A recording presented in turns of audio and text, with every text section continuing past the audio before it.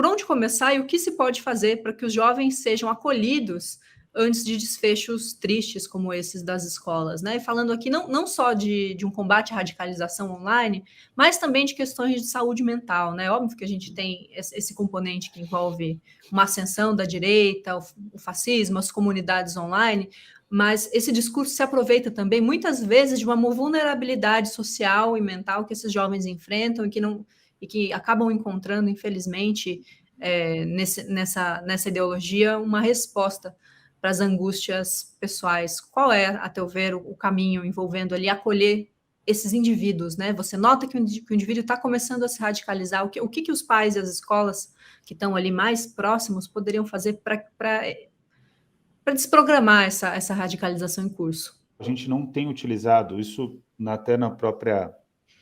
O próximo manual das Nações Unidas deve seguir nessa linha. A gente não tem utilizado o termo radicalização e nem terrorismo. Existiu até uma especialista brasileira que falava muito sobre terrorismo, atos terroristas, né? O ato terrorista ele tem um objetivo político. A radicalização também tem um objetivo político. Esses jovens eles são usados como instrumentos por comunidades neonazistas. Eles fazem apologia dos símbolos neonazistas, mas eles não têm, ainda, eles não têm consciência neonazista. Então, o que significa isso? Eles têm a manifestação do ódio, mas ainda o ódio não se reverberou para uma pauta política sectarizada, absolutamente sectarizada. Então, a gente fala em sectarização, que também poderia ter características políticas, mas é um termo mais completo e mais afeito ao fenômeno que nós vivemos no Brasil e no mundo.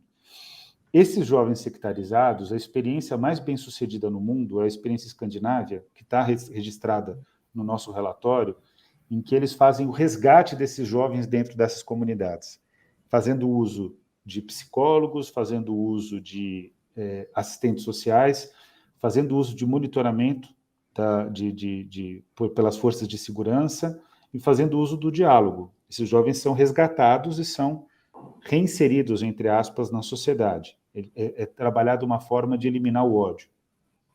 Esses programas são extremamente bem-sucedidos, mas para eles existirem, as sociedades escandinávias, aí eu estou falando principalmente da Noruega, mas também da Dinamarca, da Suécia e da Finlândia, elas tiveram a coragem de assumir que se tratava de extremismo de direita.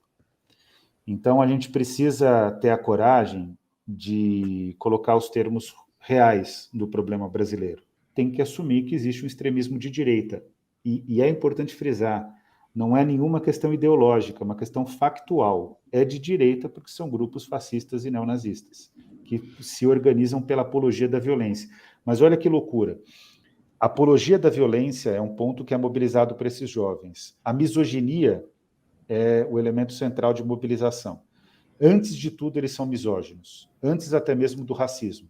Existem, inclusive, grupos no Brasil, grupos de cultura neonazista, que não são formados por pessoas exclusivamente brancas. Tem pessoas negras também nesses grupos, porque a misoginia é o ponto de mobilização inicial e principal. Junto com a misoginia, o sexismo e o racismo, mas são agendas posteriores, né? São mobilizações de ódio posteriores, né? Secundárias, considerando a centralidade da misoginia. O que é importante observar nesse caso, que é claro que é possível resgatar esses jovens, mas se a gente não acertar a questão, a gente não vai enfrentar o problema.